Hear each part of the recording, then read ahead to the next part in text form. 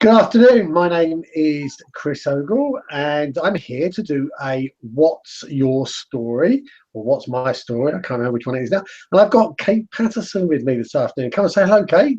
Hi, my name's Kate. Nice to meet you. Hi, Chris. How are you doing? Yeah, I'm good, thanks. Okay, how's the weather up there in Cambridge? Or what are you? Yeah, it's very wet.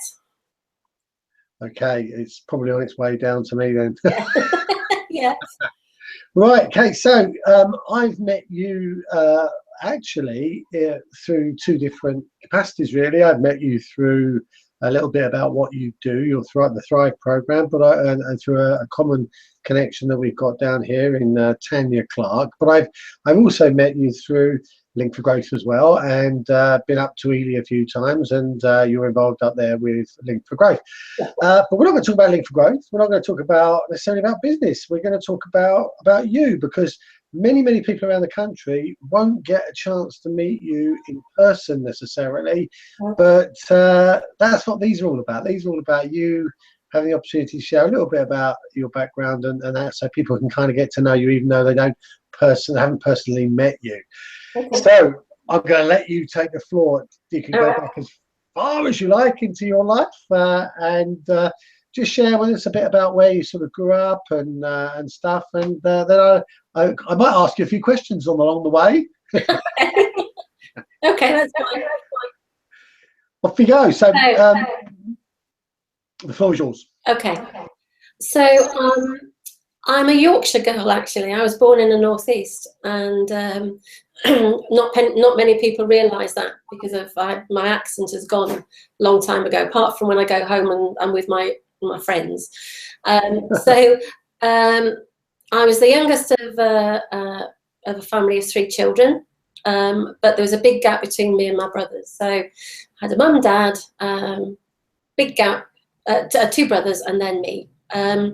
Sadly, my mum had postnatal depression. The reason why I tell you this is quite important, because I didn't realise that we didn't have that connection for years, actually, and it was only as my mum died about 10 years ago that I was told that was the case. So that's been quite a big thing over my life. My older brothers were obviously older than me, and they would squabble and everything. And I was like the little girl on the end, sort of trotting along with with the prams and the bows in hair and plaits and all the rest of it. So yeah, I spent quite a lot of time quite isolated, really. Used to do lots of dancing and ballet and all the things that little kiddies did, and mum was very into music. There was lots of music around. Went obviously to school and found school quite difficult. So because I was dyslexic and dyscalculia, so I'm rubbish with reading and writing and numbers, which has been a bit of a problem. But over the years you find strategies, don't you? And I'll tell you about the strategies.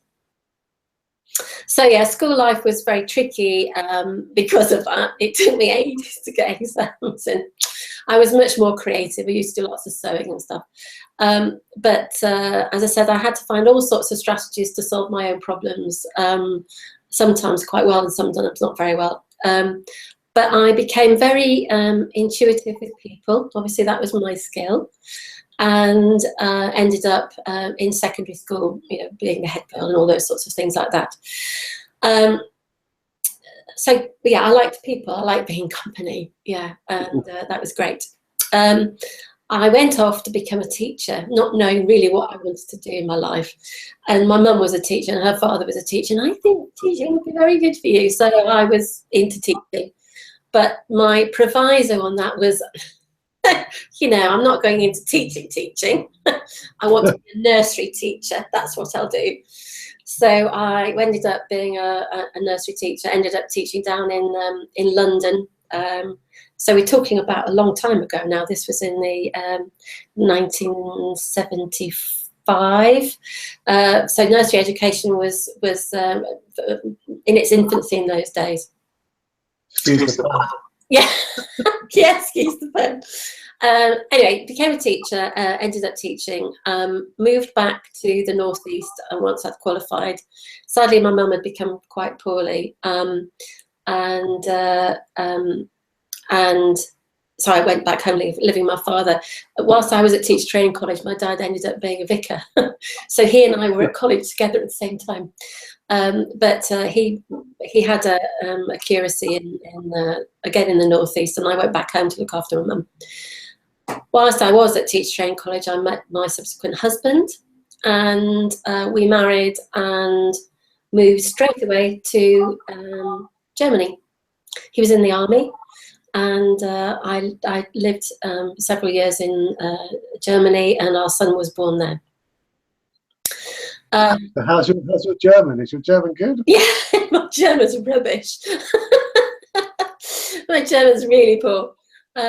Sadly, my son was poorly, and he wasn't quite sure what was wrong with him, but we had lots of good treatment and everything. But he ended up having something called hypothyroidism. He didn't have a thyroid gland. So he could have ended up had severe learning difficulties.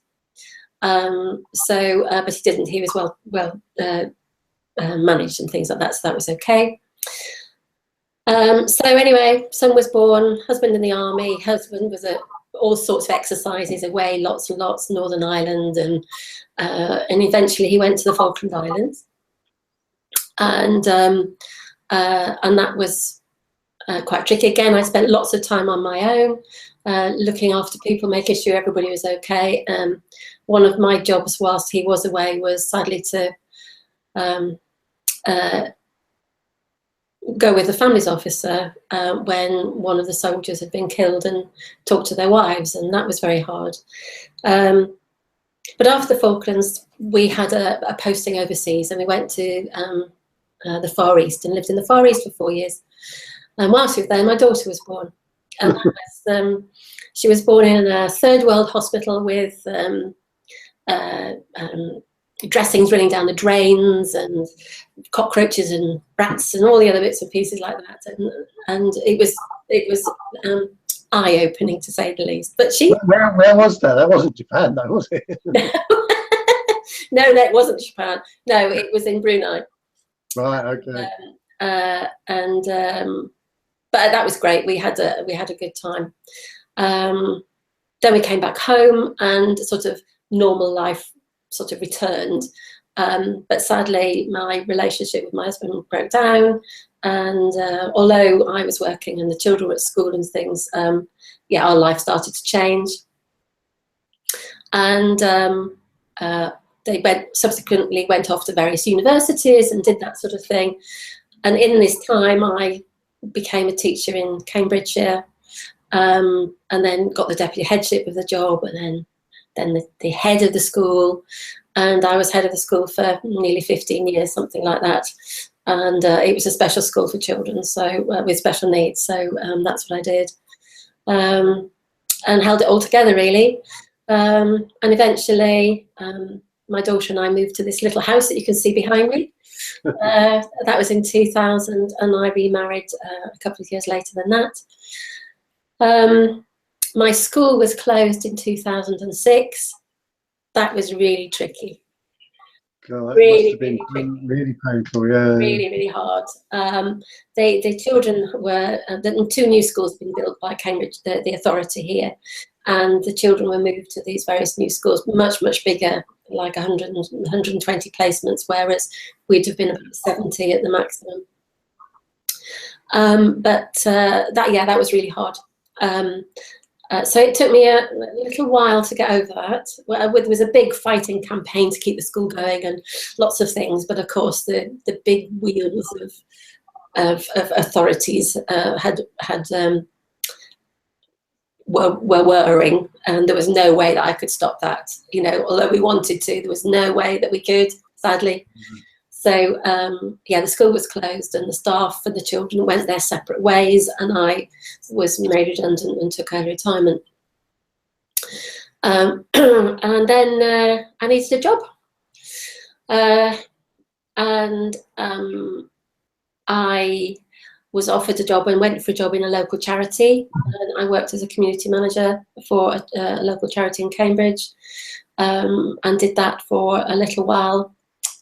Not my best moment, I have to say. Not really what I wanted to do. yeah, and I think you need to be a special sort of person to work for charities. Although I've made friends there, and that was nice, and made a difference, which was good too. So I decided to work for myself, and I trained as well. Wasn't quite sure what I wanted to do actually. I knew that obviously as a head teacher who can't read and who can't write and who can't do numbers, that was a bit tricky. So I had fantastic people around me. So I had somebody to do my finances, and somebody to do the organising, and somebody to do the curriculum. But my role was to look after everybody and support them and make sure that they had everything they needed so they could be successful. So that's part of my values actually, is that it's important for me that I enable people to do things. So they can become an independent of me. It's just like a parent, isn't it? You know, you work hard, then you cut the apron strings, and they can do it on their own. And that's what's been very important for me. So I thought, well, do I do counselling? Or anyway, I ended up becoming a hypnoanalyst, which is using hypnotherapy and psychoanalysis together. I did my training for that, and I was very good at it. I enjoyed it, but actually it didn't meet my values because people still needed me or still needed support. And that's where and that's why I've developed into working in the way that I do now, which is as you know, as a Thrive consultant. So I'm a teacher trainer, coach, mentor. That's what I do, and that's what I really enjoy. So in a nutshell, that's me. Oh yeah, you don't know, but I've got 2 children. Did I tell you that? Yeah. Like cats. Got grandchildren, and yeah, all those sorts of things. So right now you're working with Thrive, and that's that about getting people to basically be able to take care of themselves, isn't it? Yeah, yes, it is. Yeah, it's empowering and enabling. Yeah, and it's really important.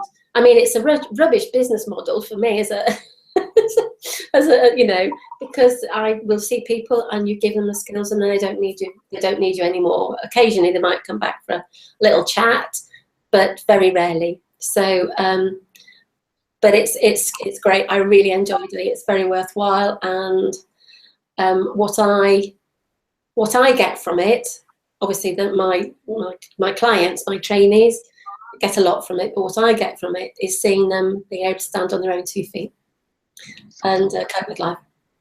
So what's the future look like then, Kate? What's my future? Yeah. Well, I'm one of the I'm just going to go rewind a little bit. One of the things that being this head teacher for all those years sort of trained me into doing was not thinking strategically, because I couldn't. Because life was all about sort of firefighting and putting out the fires, that sort of thing. You might have strategies for what we're going to do in 3 years, but because of circumstances, things never happened. So for me to have a strategic vision for myself is actually unusual. I'm putting it very politely, as in I haven't got one.